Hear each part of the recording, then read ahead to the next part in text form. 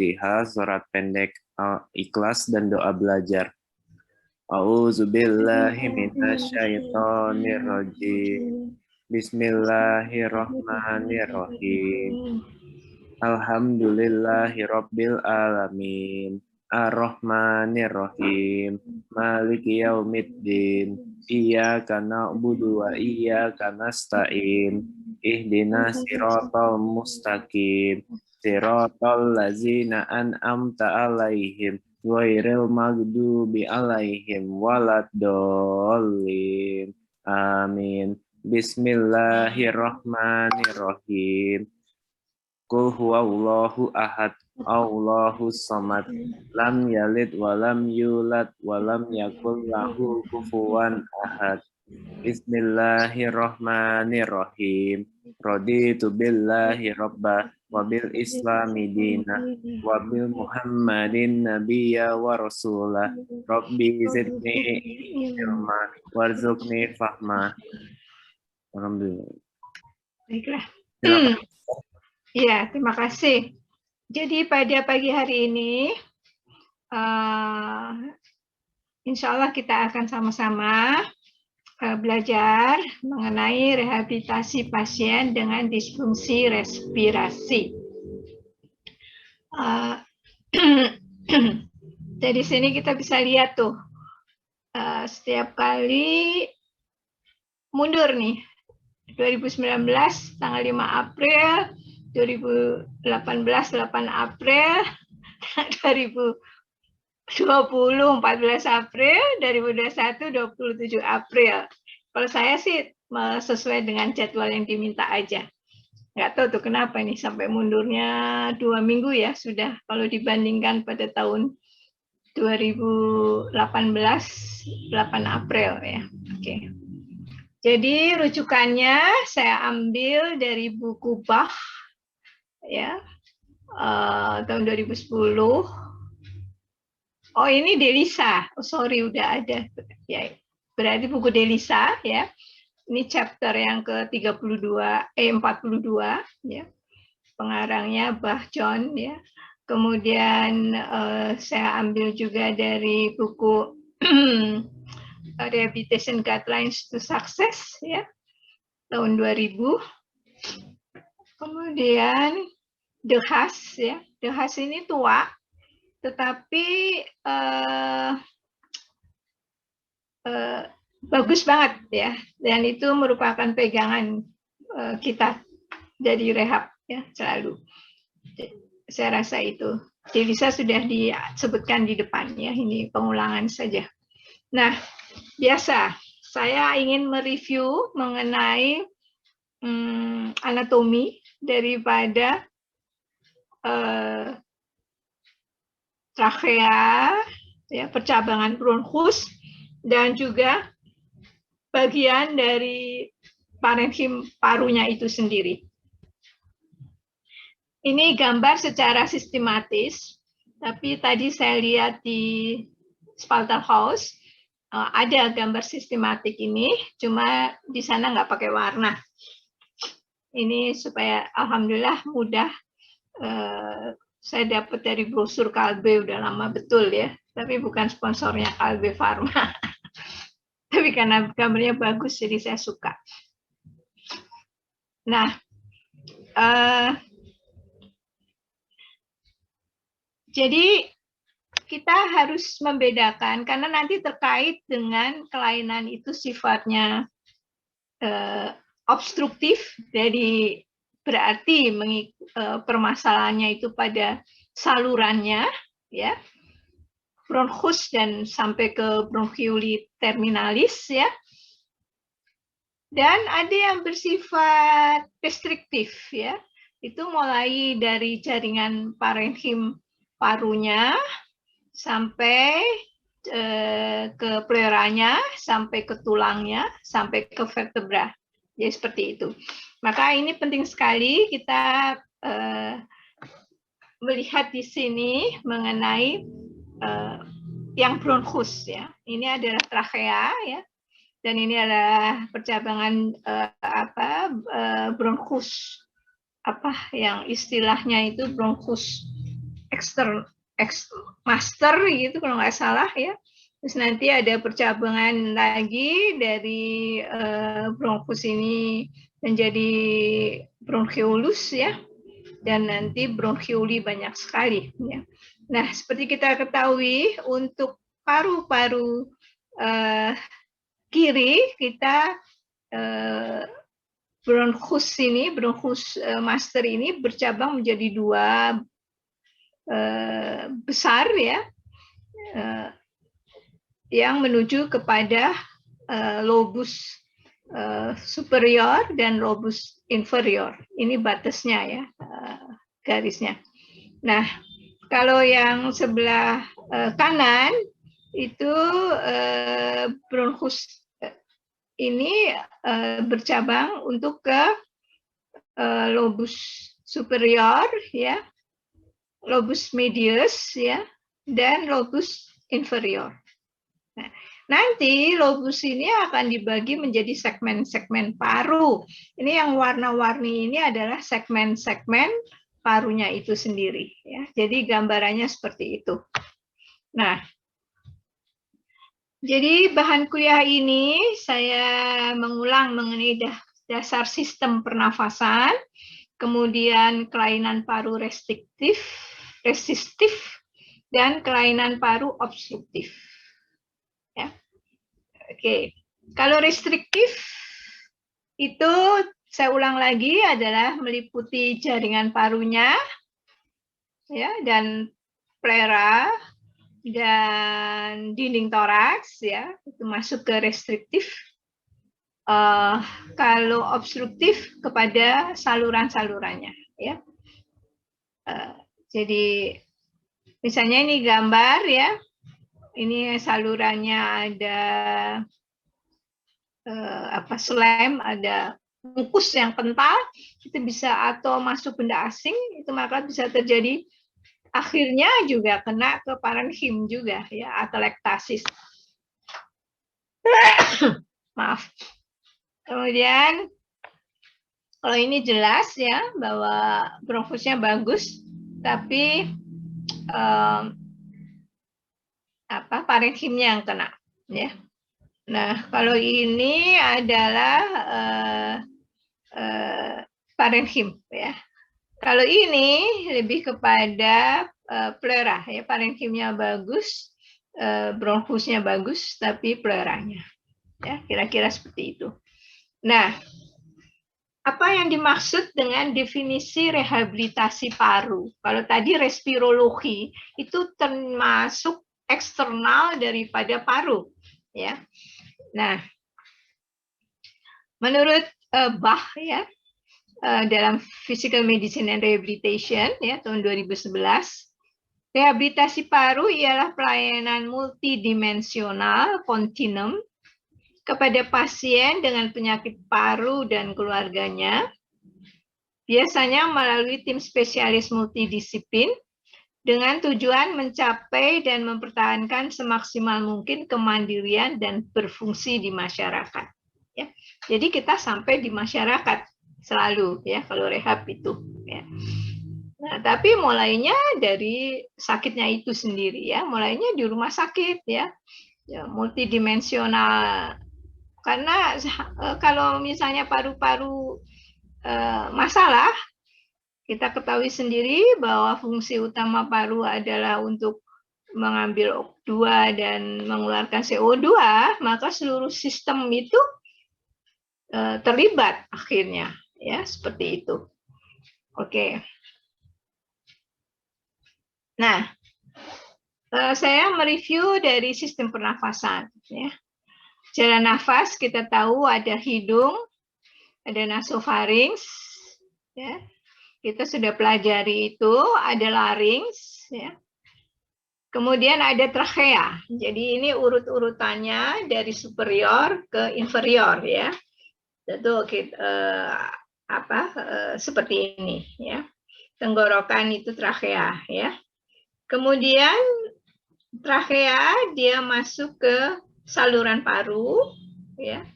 Saluran paru atau bronchus, ya, itu bercabang-cabang sampai 16 kali. yang bersifat konduktif. Tidak ada pertukaran gas. Kalau tadi di gambar sistematik kan sepertinya hanya 2 cabang lalu bercabang ke beberapa segmen ya. Tapi di dalam segmen itu kan bercabang-cabang lagi ya. Sampai 16 kali percabangan itu dan fungsinya tidak ada pertukaran zat sama sekali. Tidak ada pertukaran O2 dan CO2. Sampai 16 kali percabangan ya. Ini yang disebut sebagai anatomical dead space ya. Secara anatomi ada, tapi dia tidak ikut di dalam proses pertukaran zat O2 dengan CO2. Nah, kemudian berlanjut, saluran paru itu bercabang lagi menjadi 7 kali cabang berikutnya. Nah, ini yang disebut sebagai daerah respirasi. Karena di sini ada pertukaran gas. Gitu ya. Nah, bronchus, bronchioli, respirasi bronchioli. Nah, sampai respirasi bronchioli artinya itu sudah percabangan yang ke-7 berikutnya. Jadi percabangan mulai 17 sampai 23. Itu respirasi bronchioli. Dan ada ductus alveolaris. Jadi nama-namanya seperti itu. Ada bronchus, ada bronchioli, ada respirasi bronchioli dan ductus alveolaris. Dari respirasi bronchioli dan ductus alveolaris itu termasuk saluran yang ke-17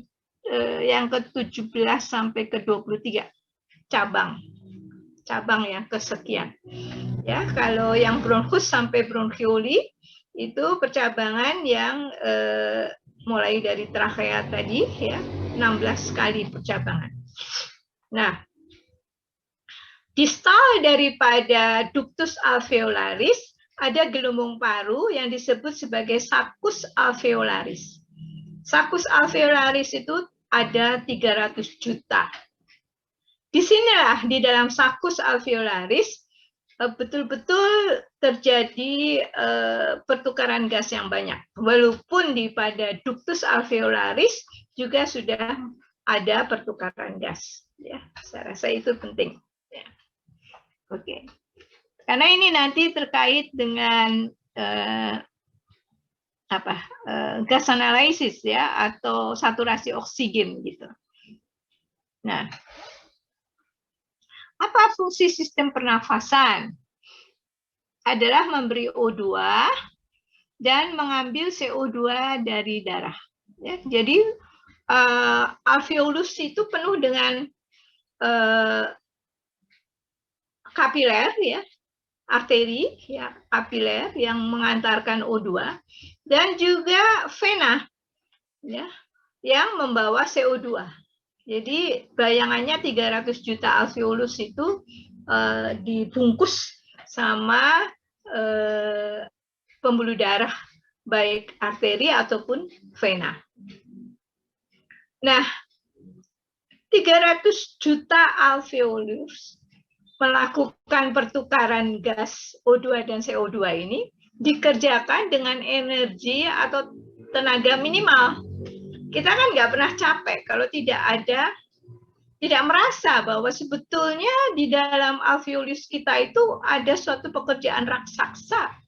Ya, itulah subhanallah. Kalau kita mau mensyukuri nikmat Allah, salah satunya adalah bagaimana Allah ini membangun sistem di dalam tubuh kita. Ini kita baru bicara mengenai paru, ya, belum ginjal, belum hepar, belum darah, belum imunologi ya.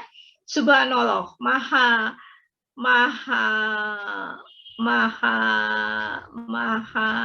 Allah itu maha pencipta ya, pencipta sampai detil. Dia sudah sangat memperhatikan nanti makhluknya itu harus hidup di lingkungan apapun gitu. Mudah-mudahan dia bisa bertahan. Kasih sayang Allah itu sampai sebegitu. Maka jangan sampai kita tidak berterima kasih kepada Allah ya, yang telah sudah memberikan kasih sayang kepada kita waktu kita lahir sampai dewasa itu berkembang, sehingga kita mempunyai fungsi yang sedemikian sempurnanya yang diciptakan oleh Allah, ya. Ini kita bicara mengenai paru. Tadi saudara bisa lihat sendiri kan. Jadi seakan-akan kalau sepintas sangat disederhanakan, kita berpikir bahwa wah, paru itu ya udah percabangan, yang ke kiri 2, yang ke kanan 3. Enggak seperti itu, sampai 23 itu ada salurannya. Setelah itu dihubungkan dengan alveolus 300 juta, coba bayangin. Ya, sehingga cadangan paru itu sebetulnya besar. Maka nanti kalau misalnya ada satu lobusnya itu sudah tidak bisa diperbaiki, biasanya lobektomi, dibuang aja gitu, ya. Kita masih bisa bertahan. Jadi sebegitu, karena saccus alveolaris ini bekerja keras dia. Nah, tandanya apa bahwa tenaganya minimal? Kita kan nggak mikir ya, karena mereka banyaknya bekerja dengan sistem saraf otonom ya. Kecuali kalau memang ada masalah, barulah kita itu mulai merasa sesek, mulai merasa capek ya, dan itulah mulai kita bisa melakukan bantuan dari eksternal dengan rehab medik ini antara lain ya. Tapi kalau dalam kondisi biasa ya udah berjalan biasa saja. Palingan ditingkatkan aja kebugarannya, itu ada caranya juga sih. Jadi rehab itu tidak selalu pada pasien yang sudah sakit gitu ya.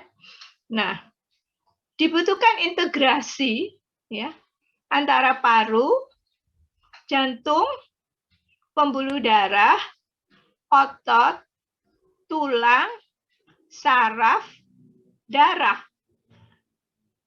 Ini yang sangat erat ya, yang komponen ini saling berhubungan ya. Dan dia berfungsi terintegrasi ya, paru, jantung, pembuluh darah, otot, tulang, syaraf, dan darah. Tahap terakhir dari proses pernafasan adalah pertukaran gas yang terjadi di paru-paru. Ya. CO2 dari vena dilepas, lalu arteri melepas O2, ya, sehingga arteri mengambil O2 dari alveolus, ya, maka akan darah arteri akan menjadi penuh dengan O2. Ya, ini yang terjadi di dalam paru. Ya. Kalau di jaringan, O2 arteri ini dilepas ke jaringan. Nanti vena jaringan dia mengambil CO2 dan CO2 itulah yang dibawa ke paru, ya, dan yang dilepas bertukaran dengan O2 di alveolus. Saya rasa itu, ya, ini penting. Jadi ada pertukaran gas yang terjadi baik di paru-paru dan juga yang terjadi di jaringan. Ya, kalau ada yang terganggu jaringan, maka dia akan berpengaruh pada paru-paru. Kalau ada yang terjadi pada paru-paru, maka dia akan terjadi pengaruh pada jaringan. Ya, saya akan mulai dengan kondisi kelainan restriktif. Ya. Apa itu kelainan restriktif? Ya, kelainan restriktif adalah kondisi yang menyebabkan ekspansi paru menurun akibat kelainan otot pernafasan, kelainan parenchim, ya, kelainan pleura, kelainan tulang dinding rongga toraks. Ya, tadi sudah saya sebutkan. Ya, jadi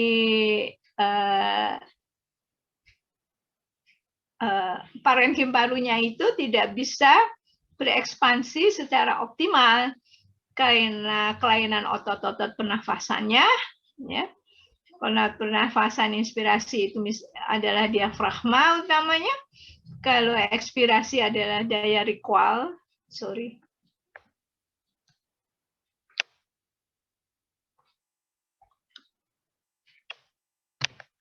Ya.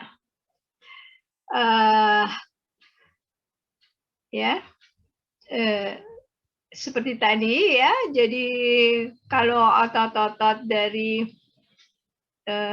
misalnya spinal orang jatuh lalu tetraplegi, ya, keempat anggota tubuhnya lemah, itu mempengaruhi respirasi, ya, karena ekspansi parunya menjadi terhambat, seperti itu, ya.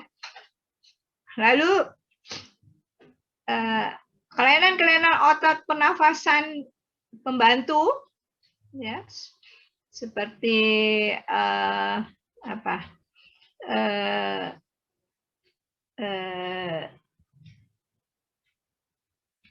otot-otot inspiratori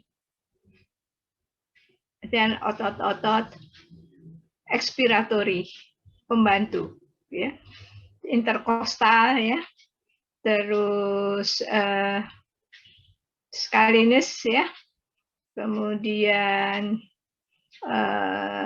kalau ada kelainan itu, ya, maka dia mempengaruhi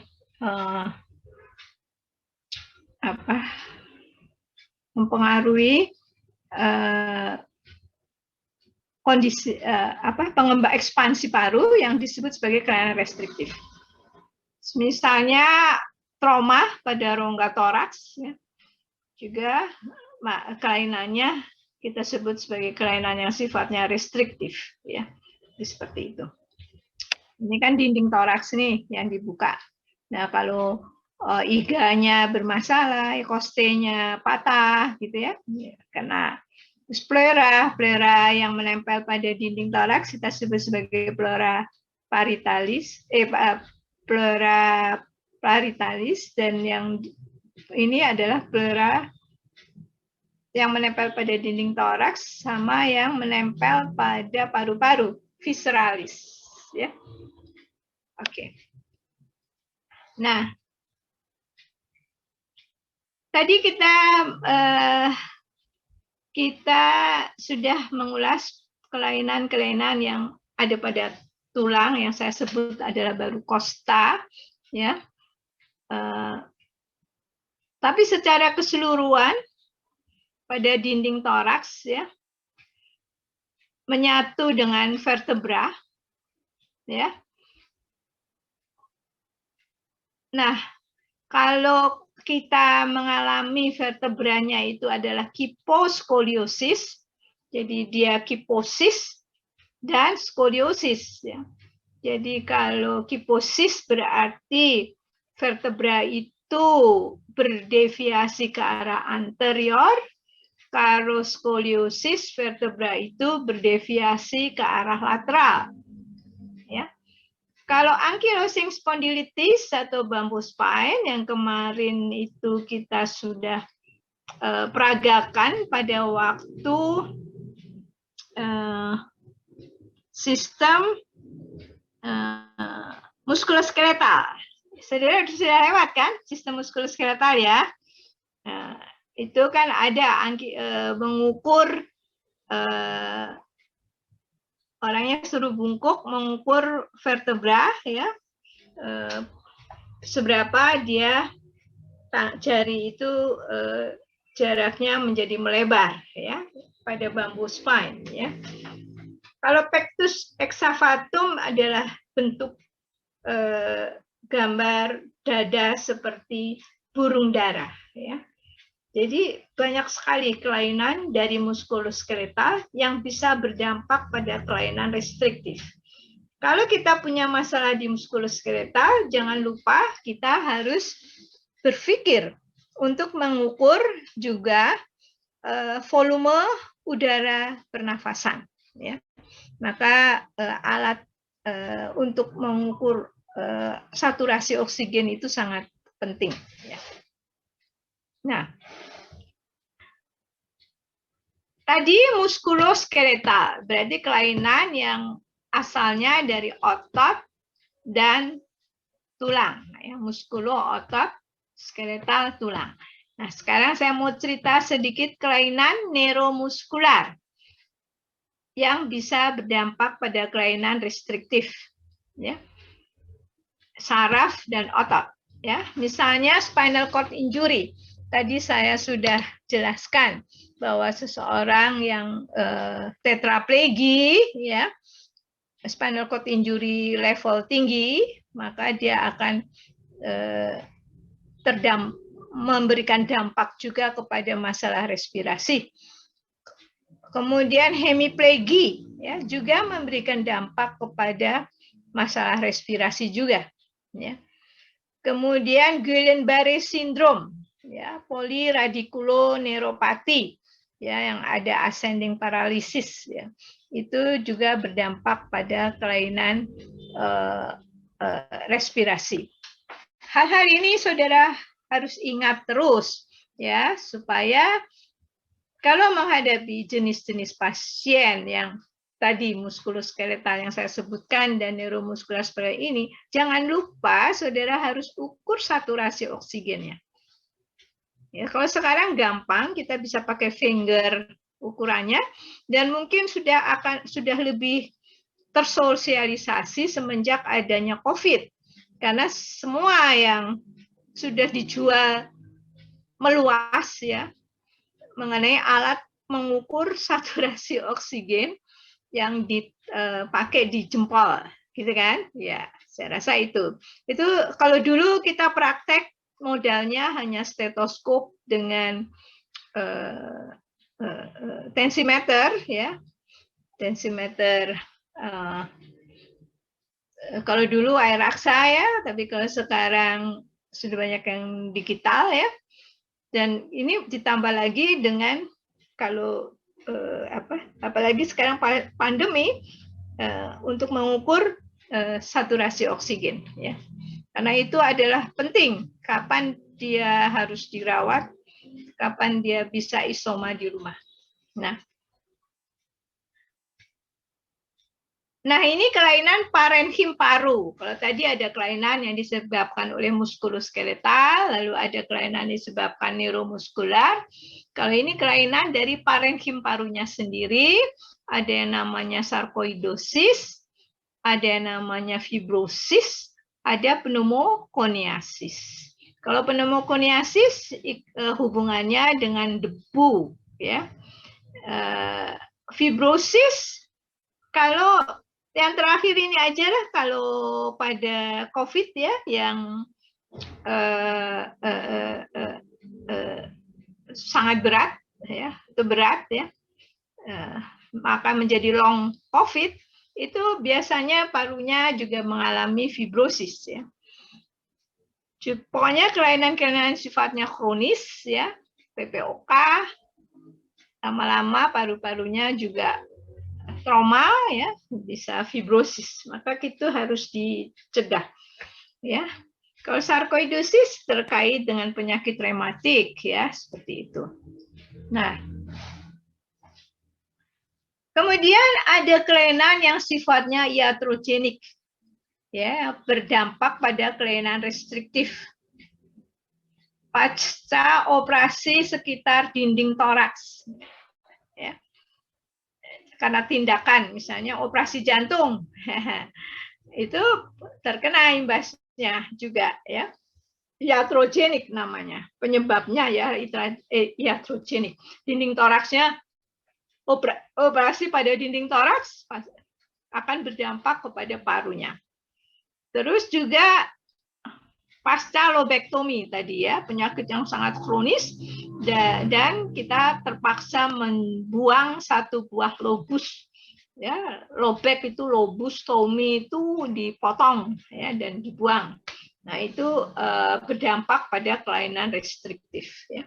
Jadi kelainan restriktif itu banyak betul, ya. Jadi saudara jangan hanya, mohon maaf, ya, kita kalau berpikir itu harus luas, ya, tidak seperti katak di bawah tempurung, ya, yang misalnya kita hanya memikirkan asma, PPOK, gitu, ya. Tapi banyak hal yang berpengaruh terhadap banyak kondisi, banyak penyakit yang berdampak kepada sistem respirologi. Ya, sistem respirologi itu tidak hanya di paru, dia seluruh tubuh akhirnya. Oke. Nah, kelainan pleura, ya, masih ada lagi nih. Kalau tadi dinding toraks, ya, sekarang pleuranya, ya, pleuritis, ya. Jadi radang dari selaput pleura. Pleura efusi, ya. Kan di antara pleura paritalis dan visceralis itu kan ruangannya itu biasanya kosong, ya. Tapi kalau misalnya keluar cairan, ada pleura efusi, itu akan menyebabkan kelainan paru restriktif. Dan kalau diisi udara, maka kita menjadi pneumotoraks, ya. Makanya ini yang penting WSD nanti dikeluarkan itu efusinya, bisa sifatnya darah, bisa sifatnya limpe, ya, atau hanya udara, ya, seperti itu. Nah, kalau saya ini postural drainase ini lebih banyak kepada yang kelainan obstruktif. Jadi ini saya lompat dulu, ya. Nah, saya jelaskan dulu mengenai kelainan obstruktif, ya. Ya. Kelainan obstruktif kita bisa lihat, ya, jadi salurannya yang kena, ya. Ini misalnya karena ada mukus, ya, ya, pada saluran, ya, maka kita batuk-batuk, ya, untuk mengeluarkan mukus itu sebetulnya, ya. Jadi batuk itu sebetulnya adalah mekanisme fisiologis yang dibutuhkan manakala kita banyak slem, ya, gitu. Jadi nggak semua batuk dikasih obat penekan batuk, tergantung apakah batuknya itu iritasi atau memang banyak slem. Kalau banyak slem nggak boleh kita neken batuknya, ya. Saya rasa itu. Kemudian jadi kalau dari dalam ada mukus, ya. Kalau sifatnya dari luar dindingnya yang menyempit, ya, misalnya pada asma, nah, jadi kondisinya seperti ini, ya. Kalau asma itu kan obstruksi dari saluran yang bersifat temporary, ya, karena adanya stimulus alergen, ya. Kalau ini yang slem itu banyak kan, bronkitis, ya, ada slemnya, ya. Yang sering aja saya sebut. Nah, kalau ini adalah kelainan, ya, yang begitu kronisnya, ya, slemnya ini banyak, ya, misalnya pada sampai dinding salurannya itu sendiri adalah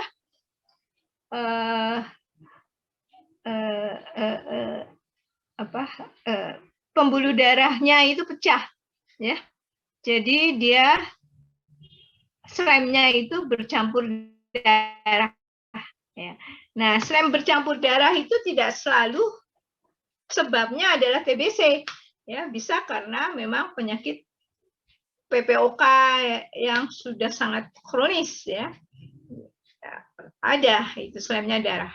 Slem darah kadang-kadang bisa karena hanya di trakea aja kita batuknya terlalu keras, ya. Jadi jangan dikit-dikit kita pikir TBC, dikit-dikit kita pikir TBC, ya. Tergantung, maka perlu dipertemukan kuman gram untuk TBC-nya itu, ya. Oke. Nah, kelainan obstruktif, ya, COPD, Chronic Obstructive Pulmonary Disease, atau PPOK, penyakit paru obstruktif kronis, ya. Tanda-tandanya apa? Peningkatan penahanan udara yang progresif.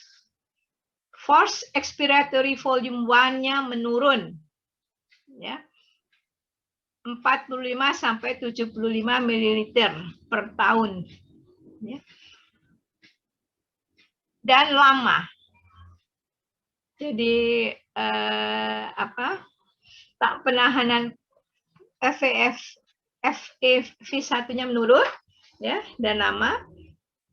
Kemudian frekuensi pernafasannya cepat, ya, menjadi 3 kali dari normal. Jadi kalau biasa kita normal dalam 1 menit itu 20 kali tarik nafas keluar nafas, ya. Ini menjadi bisa sampai kalau 3 kalinya ya 60 kali, hampir mendekati seperti itu. Maka capek sekali, ya, tadi yang dikatakan bahwa pertukaran gasnya itu tidak ada energi. Kalau sudah PPOK ya pasti ya dengan energi, ya, masalahnya itu. Kemudian paru-parunya ini menegang, ya, yang sifatnya irreversible, ya, tidak bisa diperbaiki lagi, ya, kalau PPOK itu.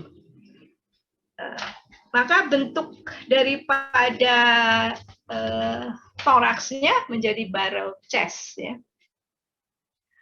Kemudian pada arteri, ya, gasnya menjadi tidak balance, ya.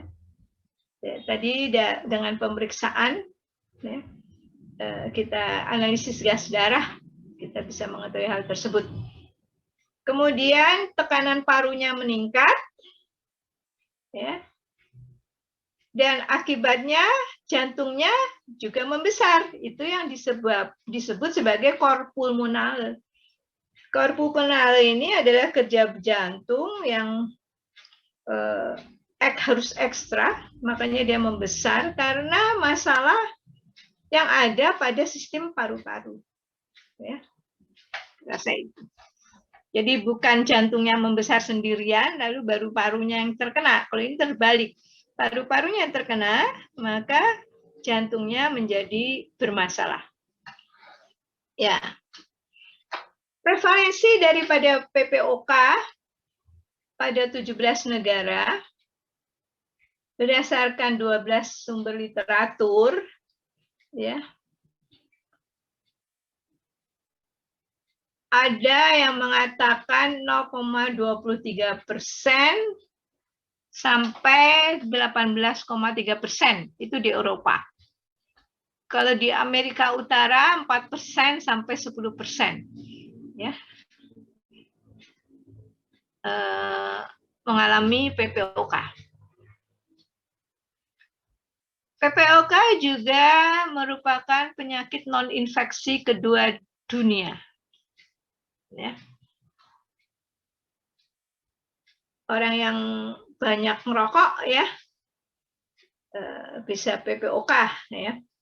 Ini jemaah haji itu kasihan, ya, dia nunggu lama-lama, ternyata karena dia punya kebiasaan masih ngerokok, lama-lama dia nggak bisa pergi dengan istitoah, ya, mungkin mesti perlu pembantu, perlu oksigen, ya, mungkin. Dan merupakan penyebab kematian per tahun, ya, sebanyak 2,75 juta jiwa. Ini zaman dulu nih, ya.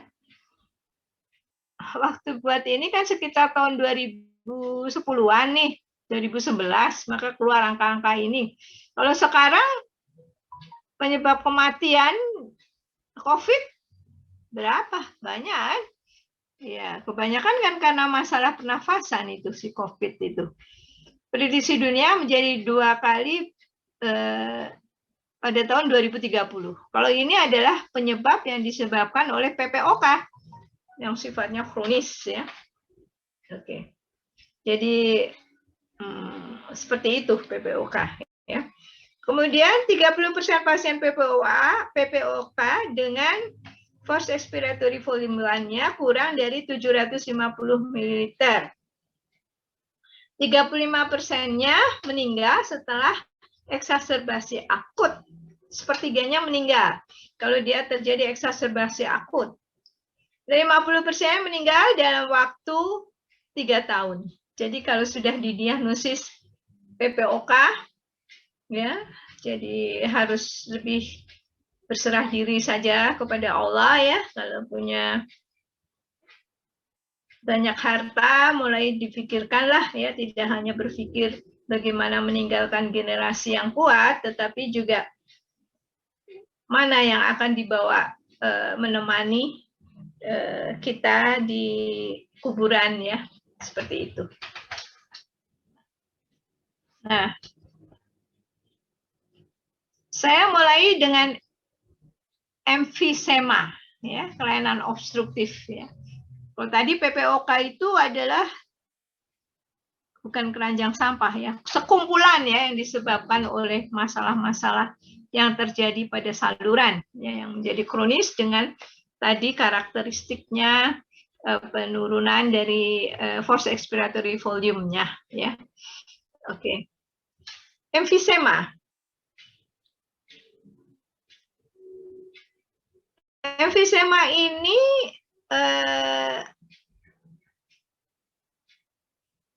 destruksi dinding alveoli. Ya, jumlah alveolusnya menurun, dilatasi paru distal dan bronchioli terminal. Ya.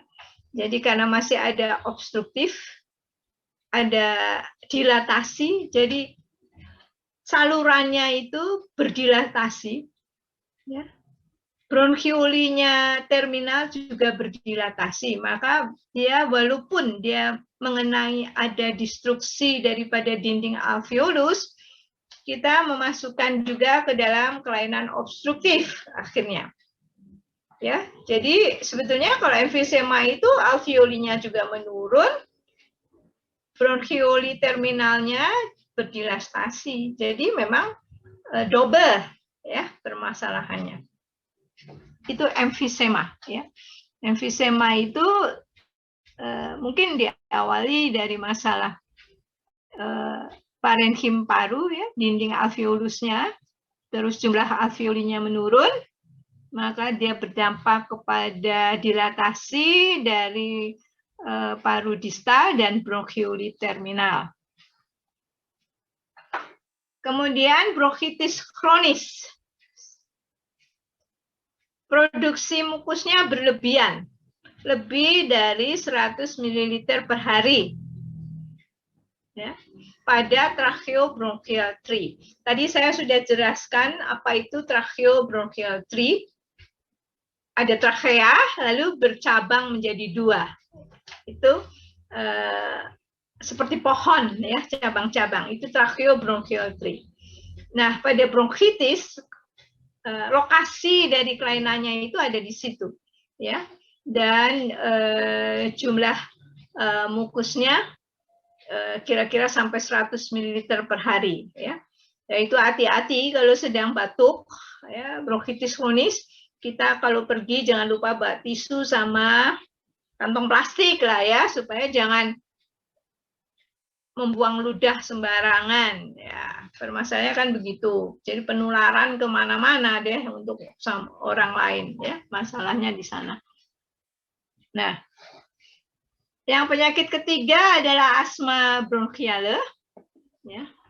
Spasme bronkus mendadak, meningkatnya airway resistant, tahanan bronkus yang disebabkan oleh reaksi terhadap stimuli. Tadi saya sudah jelaskan ya, asma mendadak ya kejadiannya ya. Kalau bronkitis kronis tadi, kalau ada batuk-batuk lebih 2 minggu, kita masuk kemungkinannya dia dengan bronkitis kronis. Kalau asma lagi ketawa-tawa misalnya, terus mendadak ada dengan serbuk bunga ya, sedap malam misalnya di pengantin, bisa langsung bisa sesek, bisa seperti itu ya. Ya, jadi tidak hanya debu ya, serbuk dari bunga juga bisa. Kadang parfum bisa yang seperti itu. Saya sendiri mengalami, ya, bukan saya, tapi keluarga terdekat. Hanya ada satu jenis parfum yang dia tidak alergi, ya. Jadi selalu saya memakainya parfum itu saja, gitu. Nggak apa-apa, mahal ya, tapi ya bagaimana. Kemudian ini asma sudah. Kemudian bronchiektasi. Nah, tadi kalau emfisema itu ada dilatasi, ya. Nah, kalau bronchiektasi itu ada dilatasi dari bronchus dan bronchioli. Kalau emfisema tadi dilatasi dari ductus alveolarisnya, ya, distal. Tapi kalau kita namakan bronchiektasi, itu dilatasinya pada bronchus, jadi percabangan yang besar, mungkin di tracheobronchial tree tadi, ya, dan di bronchioli. Ini sifatnya irreversible, ya. Ya. Nah, kita bagaimana untuk program yang sifatnya obstruktif, ya. Kalau banyak SLEM, kita harus melakukan postural drainase. Ya, postural drainase itu mengeluarkan dahak, ya, tergantung lokasinya. Ya.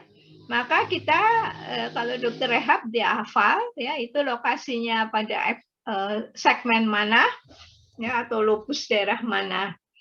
Jadi kita harus tepat posisinya, tepat tepukannya. Cupping itu tepukan atau vibrasi. Dan jadi pasien itu diposisikan sedemikian sehingga SLEM-nya itu bisa keluar berdasarkan gaya gravitasi, ya, yang menarik dia keluar. Jadi selalu diposisikan pada posisi yang paling tinggi. Kalau cupping itu tepukan, ya, begini nih kita nepuknya, bukan begini kayak geblekin kasur, bukan, ya, tapi kita cupping, ya. Atau vibrasi, kita getarkan, ya, pakai tangan kita. Itu, ya. Ini hanya contoh saja bagaimana melakukan postural drainase. Postural drainage itu terdiri dari 3 komponen, posisinya harus pas, lalu dilakukan cupping dan diminta dia coughing, ya, batuk. Untuk batuk yang efektif, kita sudah tahu bahwa kita harus menarik nafas panjang, inspirasi, lalu seakan-akan menutup glotis, dan kemudian kita mengencangkan abdomen, ya, seperti itu. Kemudian program rehabilitasi medis pada restriktif, karena tadi pelayanannya sudah, ya. Berkaitan dengan program rehabilitasi medik kelainan primernya. Jadi sudah saya sebutkan, kalau yang neuromuskular, misalnya ada Guillain-Barré, ya berkaitan dengan masalah Guillain-Barré-nya. Pada spinal cord injury, berkaitan dengan spinal cord-nya, kan seperti itu. Itu masalah yang berkaitan dengan penyakit primernya. Ya. Apa yang dilakukan untuk rehab, ya? Itu ada pengembangan dada, ya, chest expansion. Ya, jadi caranya ada latihan pernafasan, ya, yang sifatnya chest expansion. Itu berbeda dengan yang sifatnya obstruktif nanti, ya. Jadi kalau restriktif dia chest expansion. Lalu kita melakukan stretching, karena biasanya otot-otot dinding dada, ya, baik pernafasan pembantu atau pernafasan utama itu memerlukan stretching, ya. Kemudian latihan pernafasan lain di samping chest expansion, kita melakukan pernafasan glosopharyngeal menggunakan glotis untuk meningkatkan inspirasi. Misalnya pada pasien yang dengan nasofarinx, ya, lalu ada operasi tracheostomi, maka kita mengajarkan pernafasannya adalah glosofaringnya. Kemudian oximetry monitoring dengan tadi saturasi oksigen ya harus selalu dilakukan. Kemudian kalau dia ada kelainan pernafasan pada waktu tidur, ya biasanya kita memberikan ventilator. Ya. Kemudian juga kita mengatasi disabilitasnya, ya karena penyakit paru bisa kita nggak kuat mandi sendiri, ya tidak kuat makan, ya. Makan sesek ya, jadi kita harus cari nih supaya makannya itu misalnya lunak dulu supaya nggak terlalu banyak ngunyah ya. Kemudian bicara kadang-kadang sesek ya, jadi kita harus mengatur, memberitahu juga ya, jangan banyak bicara ya, itu termasuk disabilitas ya. Kemudian mengatasi handicap atau integrasi sosialnya. Ya, karena tadi saat sesek, maka dia tidak bisa, maaf nih, dia tidak bisa,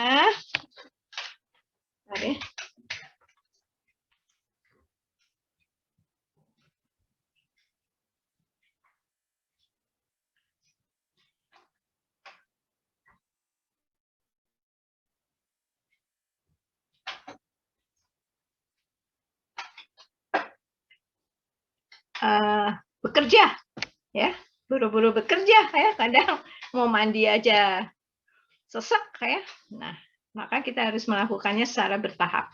Bertahap itu sesuai dengan kelainan primernya. Maka nggak mungkin kalau bukan dokter yang mengakses ya. Maka yang tugas dari dokter rehab dia melihat keseluruhan itu ya. Impairment atau gangguan tingkat organnya sampai seberapa jauh sih kerusakannya ya. Tidak hanya di dalam paru tetapi juga jaringan di luar tadi ya yang saya contohkan, muskuloskeletal, neuromuskularnya dan lain sebagainya.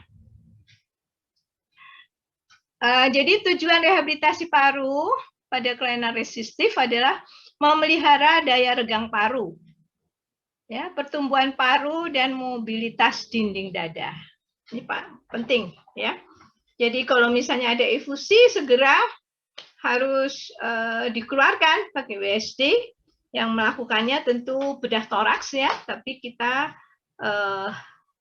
memahami hal itu, maka kita menganjurkan untuk latihan chest expansion-nya. Ya. Itu untuk memelihara daya regang parunya. Jadi latihan ekspansi ya, pernafasan yang sifatnya ekspansi. Kemudian memelihara ventilasi alveolar berkelanjutan dengan membantu otot-otot inspirasi. Jadi kita harus hafal otot-otot inspirasi ya, terutama kita jaga kalau masih punya diafragma aja udah alhamdulillah ya. Nah, ya kalau sudah terakhir-akhir mungkin ventilator ya. Tapi kalau enggak, diafragma masih berfungsi baik, biasanya alhamdulillah. Ya. Kemudian batuk yang efektif dengan membantu otot ekspirasi. Tadi sudah saya ceritakan. Nah, tadi yang terkait dengan kelainan paru restriktif. Sekarang saya mau cerita mengenai program rehabilitasi medik pada obstruktif ya. Satu adalah relaksasi. Relaksasi exercise itu macam-macam ya. Bisa disuruh berbaring santai ya. Lalu disuruh berkontraksi kuat-kuat misalnya pada otot supraspinatus, lalu suruh setelah kontraksi suruh relaksasi, suruh bandingkan antara pada saat kontraksi atau sama saat relaksasi, itu beda ya. Nah, itu namanya latihan-latihan relaksasi. Ada relaksasi secara Jacobson ya. Kemudian postural drainase, karena banyak sekali slam tadi sudah saya gambarkan ya. Karena kalau obstruktif adalah saluran kan. Bisa kita mulai dengan inhalasi ya. Kalau memang sifatnya kronis, kita perbolehkan pasien membeli alat nebulizer untuk di rumahnya ya, untuk keperluannya dia sendiri. Nanti dosis obatnya kita berikan ya. Kemudian positioning tadi sudah saya gambarkan tadi yang untuk lobus superior ya. Kemudian cupping dan cuffing tadi sudah ada gambarnya. Kemudian breathing exercise untuk kelainan obstruktif itu sifatnya abdominal breathing ya, untuk mengaktifkan dari diafragma ya, untuk inspirasinya. Dan pursed lips breathing, bibir ya, nafasan bibir, agar frekuensi pernafasannya itu tidak terlalu cepat tetapi efektif ya, permasalahannya seperti itu. Kemudian oksigen terapi jangka panjang, kita makanya kenapa belajar oksigen terapi.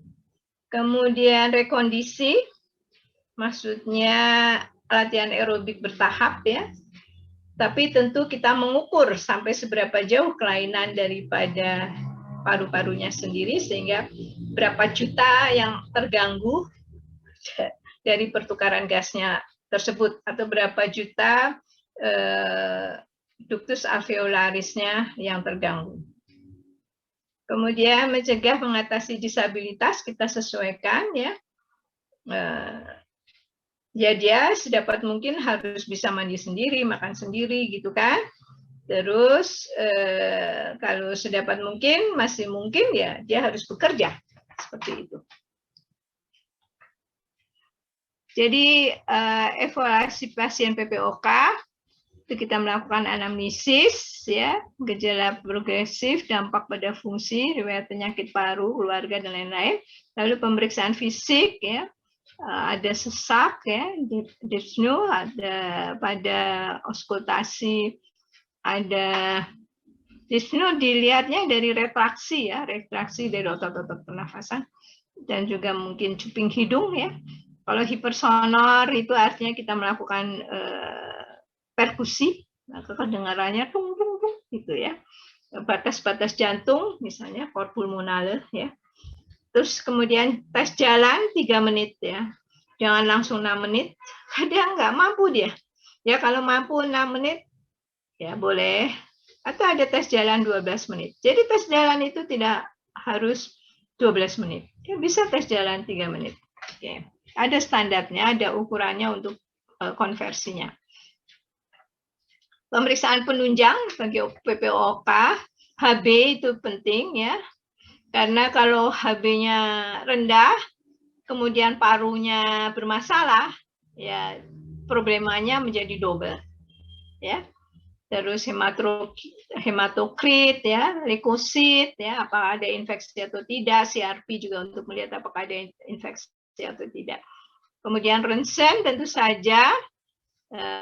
Biasanya dia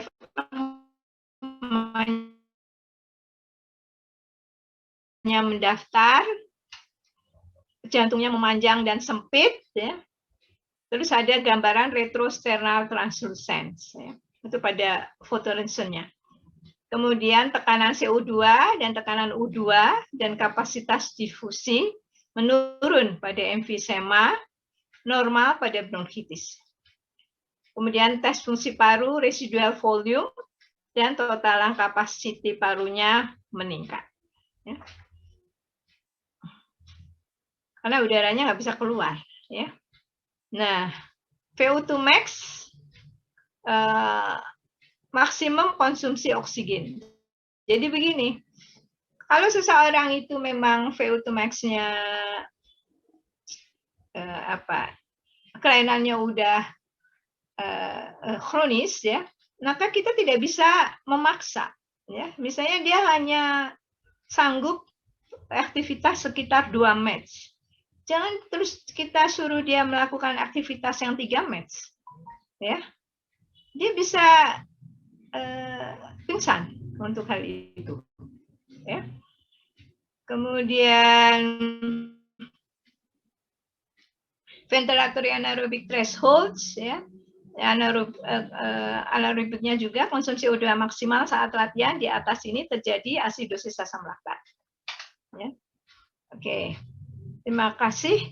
Wassalamualaikum warahmatullahi wabarakatuh. Kita masih punya waktu sekitar 15 menit ya. Silakan kalau ada pertanyaan.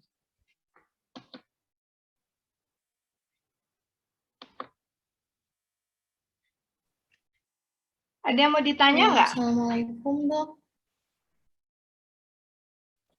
Assalamualaikum, Dok. Waalaikumsalam. Saya izin bertanya.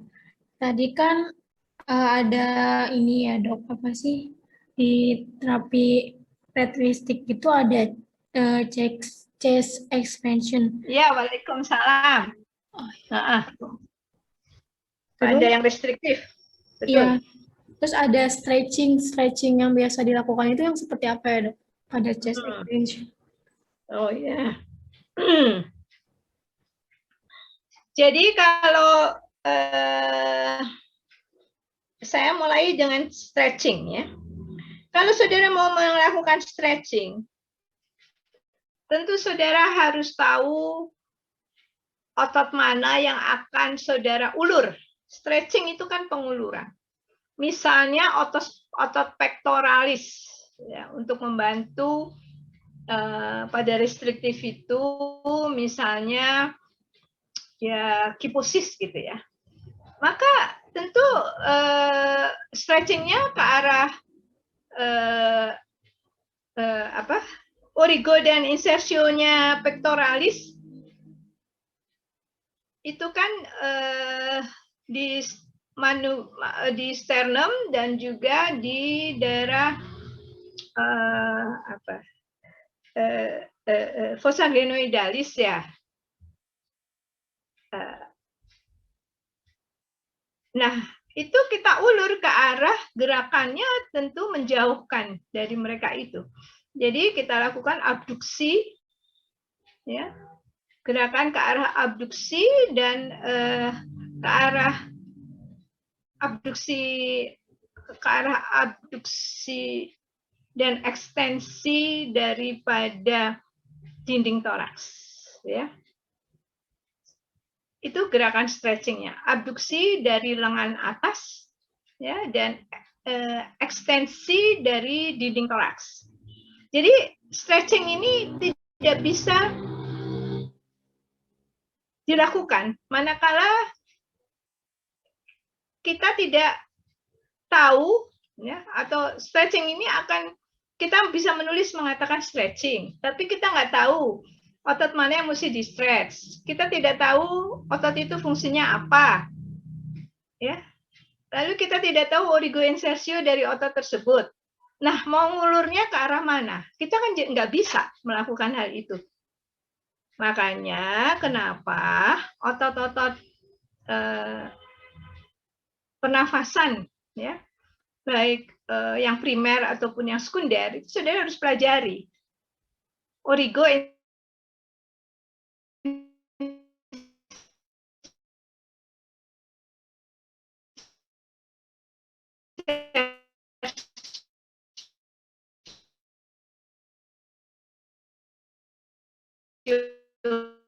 gunanya untuk di situ peral, ya, eksternal atau interkostal internal, ya, seperti itu.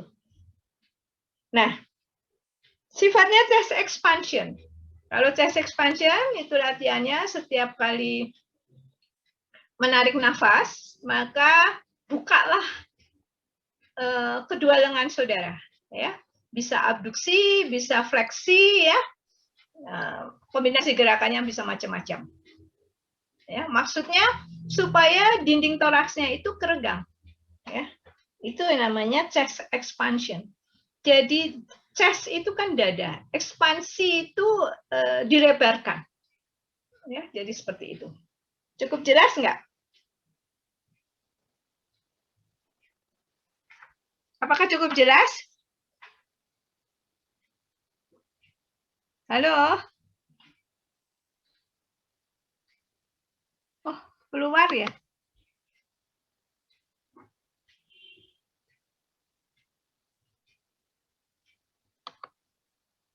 Apakah cukup jelas?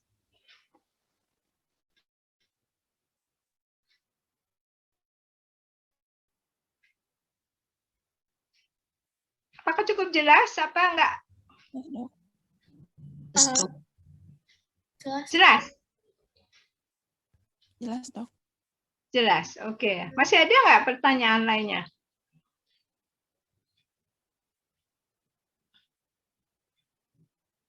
Ini 126. Tadi katanya 130 sekian. Jadi masih ada berapa? 6 orang apa? 10 orang nggak hadir.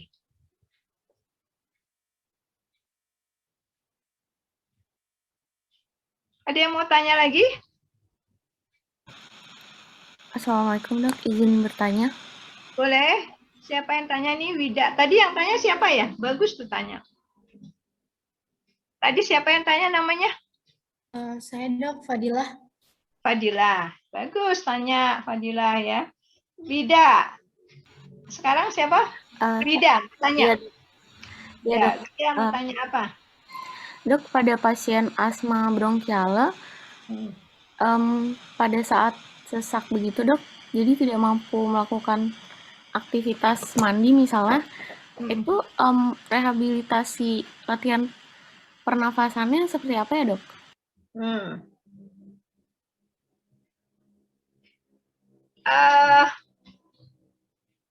Latihan pernafasan yang ditanyakan pada asma. Kita melakukan abdominal breathing dan pursed lips ya.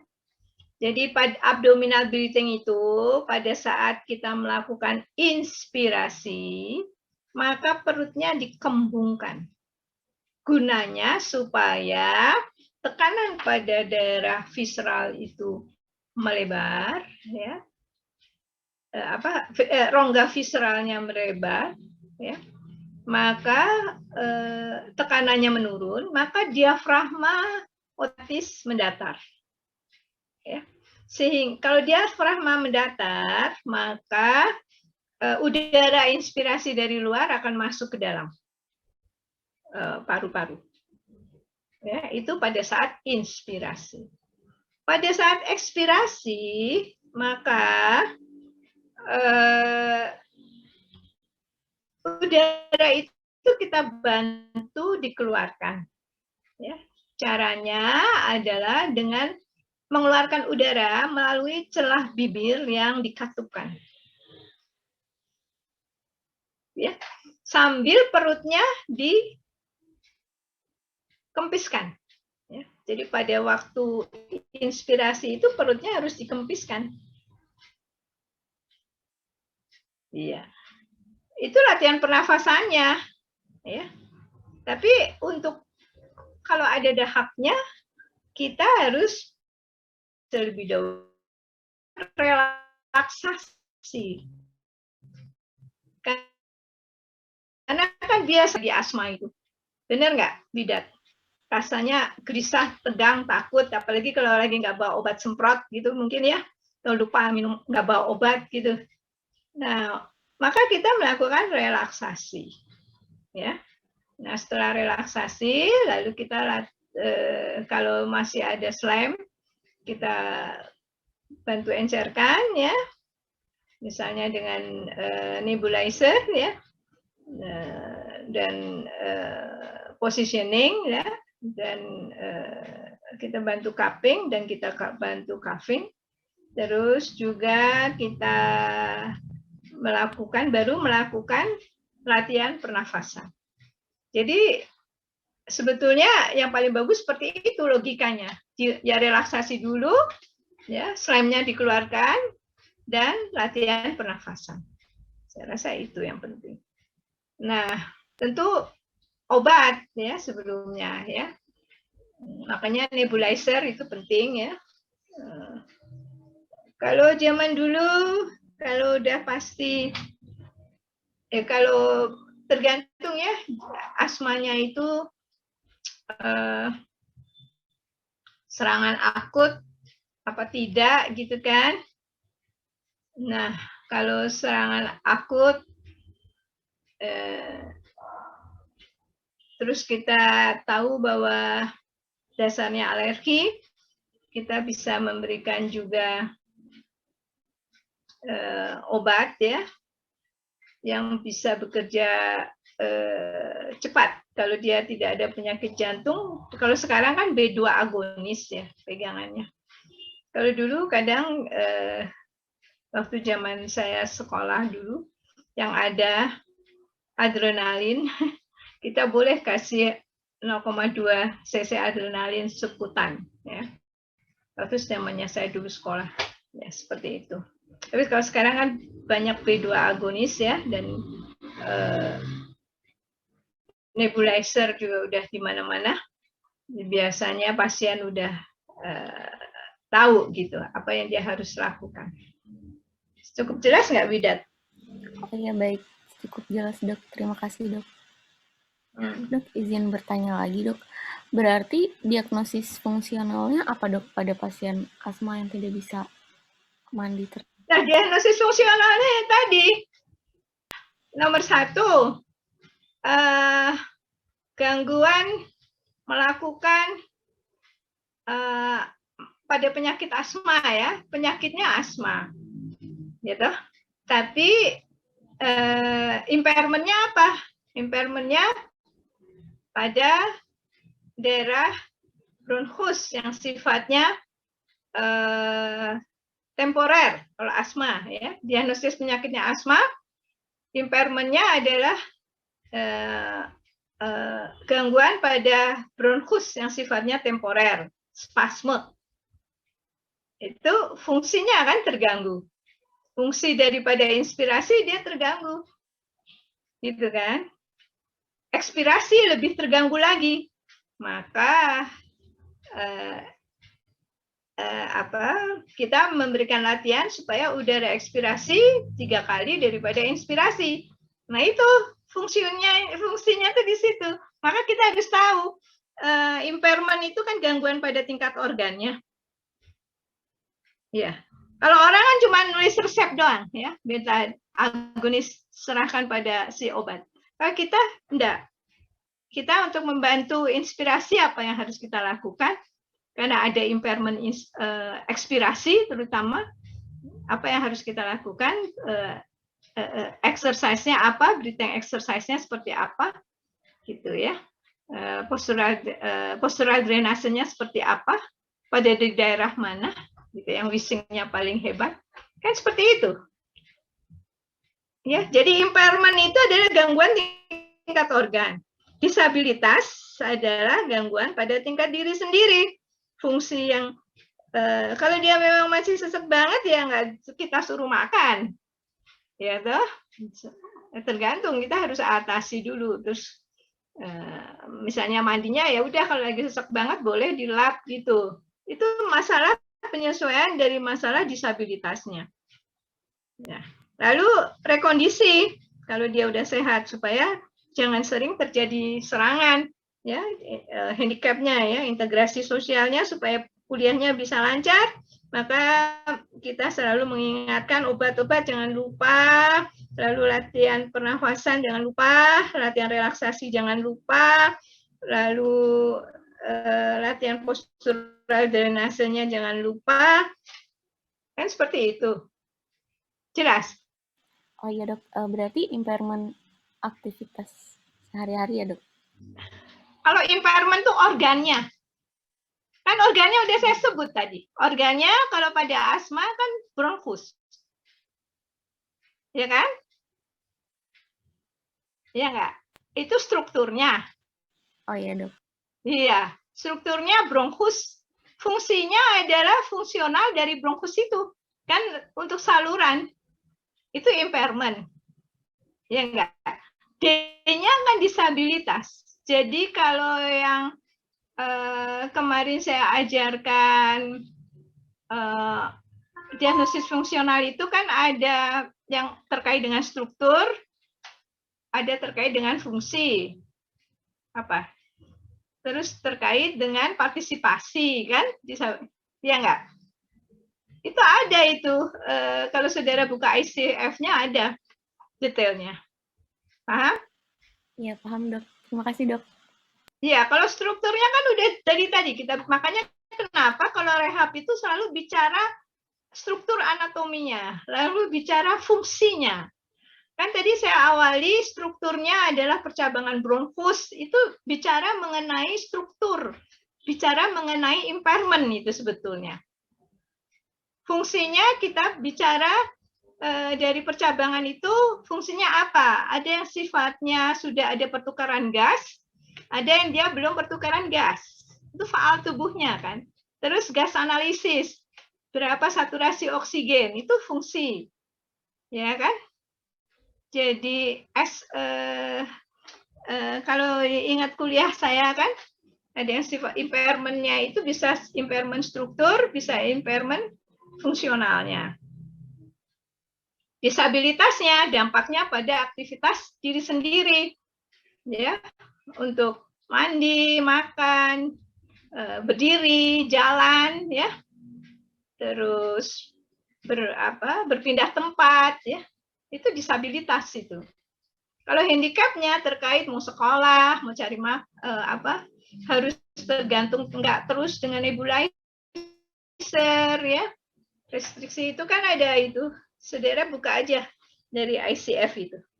Ya, ICF itu kan ada masalah struktur, masalah fungsi, masalah partisipasi, ya. Itu dari impairment ada struktur dan fungsi. Dari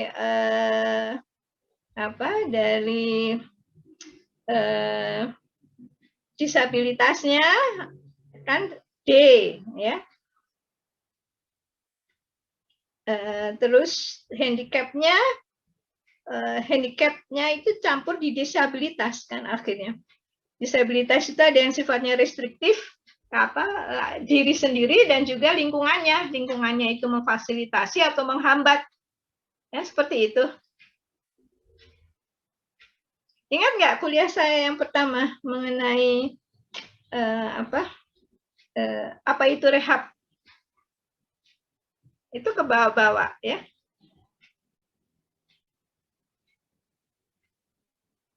Selanjutnya, ada yang mau ditanyakan lagi?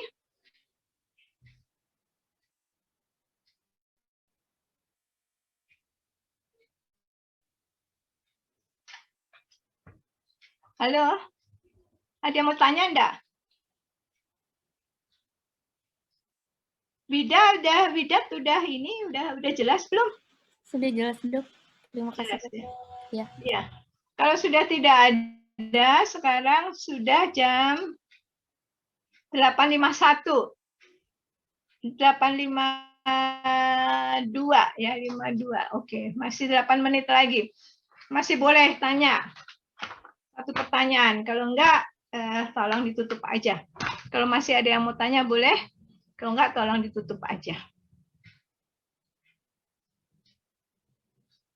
Jadi kalau dokter rehab nggak mungkin kalau dia nggak tahu anatomi, nggak tahu fisiologi, tidak tahu penyakit,